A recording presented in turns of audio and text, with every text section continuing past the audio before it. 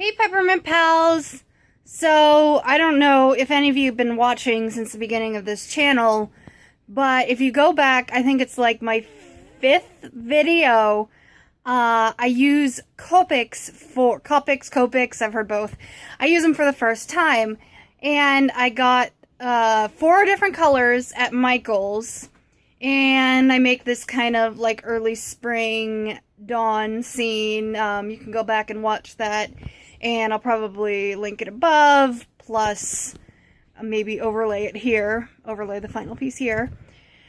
But I figured it's been, how many, 2 years, I guess, since I've done that. I've gotten some more Copic markers since then, and I seriously thought I had more, at least more variety, but mostly blues and yellows.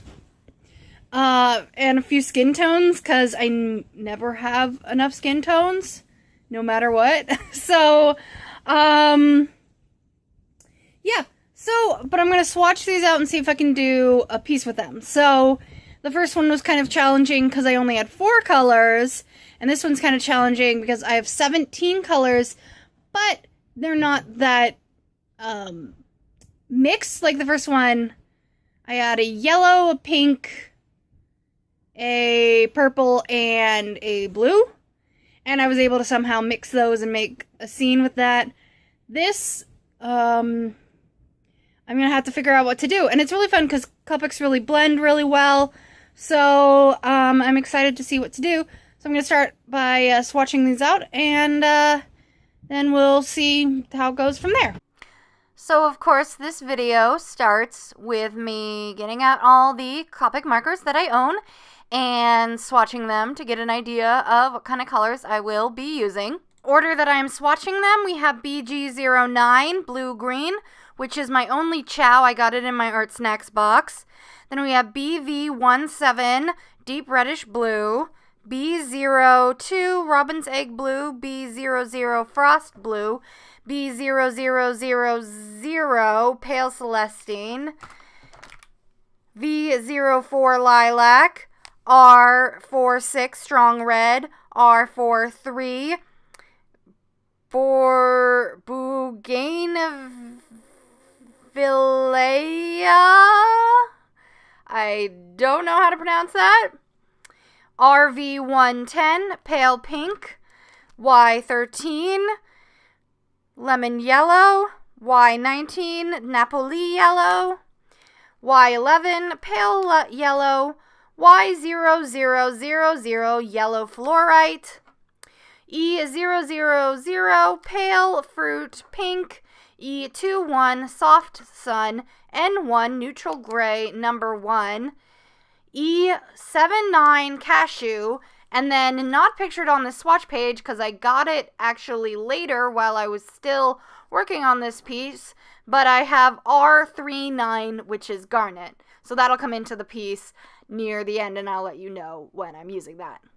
Just to give you an idea, the original palette I had for the first time I ever used Copics, was the pale yellow, the robin's egg blue, the lilac, and the deep reddish blue. So I've gotten quite a few more since then. I still don't have a full range, but I do have more. So I thought it was a good time to do another video. Here I'm thumbnailing some ideas, and I was in a very fall mood because it had started to get cooler. Of course, now it's hot again, but at the time it was cooler, and so I started with this girl in the fall rain because it had been rainy because of the hurricanes.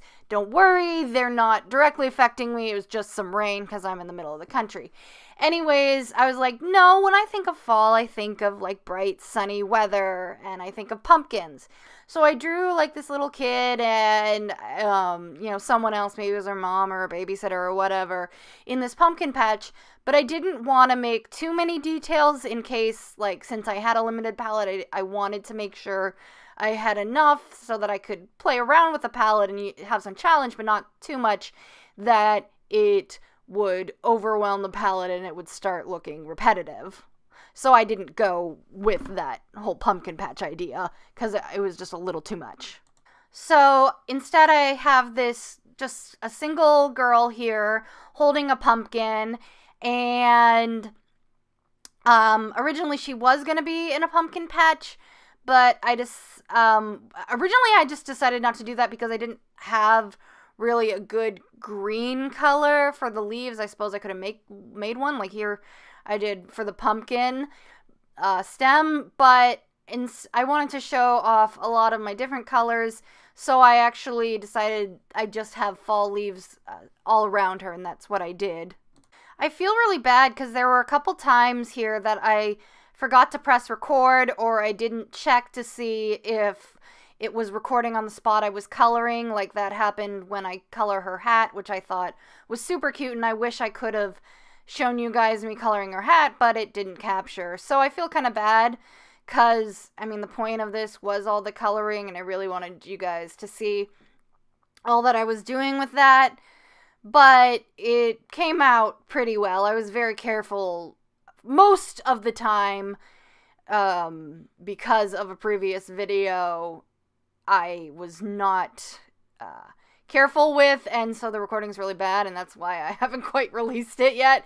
It might be released, but if it does, I'll try and remember to link it above. But I'm getting off track, so back to this lovely piece here that I am currently coloring. So I decided to go with a lineless style for a couple of reasons. One, I think I kind of want to practice it more. I thought it would look better and emphasize the markers more. And another reason was because the first Copic marker video and piece that I had ever done was a lineless style, and it was kind of something I just went right in. I think I may have sketched a little, but so I decided to kind of, as a follow-up to that, do this one in a lineless style as well. So you'll see on her hat here in just a moment, I make a mistake right there. And I do fix that on the computer later.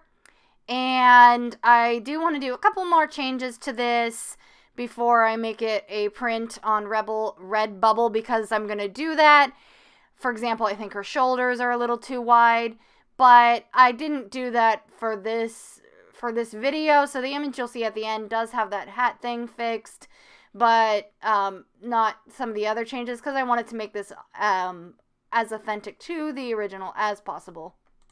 So at this point, while I am coloring in the sky, the markers are starting to get pretty dried out, and I'm trying to make a nice blending here for the sky, and it's not quite working. So it was at this point that I went to Blick and I got refills for the markers, so that helped immensely to make the sky here in other parts flow much better.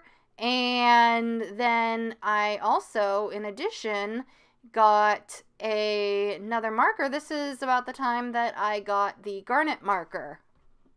And my choice to get that marker was very intentional, so I could do what I'm doing here, which is adding more shading and depth and shadows to the sweater, because all the other colors seem to have various gradients and degrees of that color, except I guess the brown, but I was able to use some additional colors to do that. But the red, I really wanted to add more depth to it, so that's when I got the garnet marker, and it really helped, and it also added another color to the fall leaves that I'm doing right now. So I made these stencils with the hole punch right there that I actually used for the fall illustration collage I did back 2 years ago near the beginning of my channel. And you'll remember I also got a bigger version of that for the collaboration piece I did a few months ago. And that I was going to do like bigger leaves near the front and smaller leaves near the back, but I noticed that with the scale, I just go ahead with the small leaves.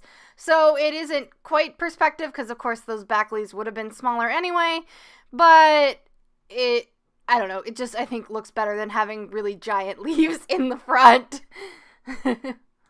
This is the only part of the coloring that I did purposely cut out a lot of, just because, you know, I wanted to cover this ground in leaves and have a variety of colors all over, and it just sort of took a long time, so I cut out a lot of me just coloring in these leaf stencils because it was pretty repetitive and you didn't need to see all of it. Hey, before we get to the end of this video, I just wanted to let you all know that I now have a Redbubble shop with my original designs. You can get all kinds of apparel and decorations and things for your home. It's growing a bit by bit every day, so it would really mean a lot to me if you check it out. Thanks, and now on to the rest of the video. Now I'm just adding the finishing touches. I used some white ink in a small paintbrush to add the laces to the Converse shoes. I purposely went with Converse because I loved that red. It was a nice bright Converse red. And of course the shininess of the pumpkin here, and then I just use a regular white gel pen for the shinies of the eyes. But I really enjoyed this piece, and I had a lot of fun experimenting with just using Copic markers again in a limited palette. And so I hope you guys enjoyed it too. Bye.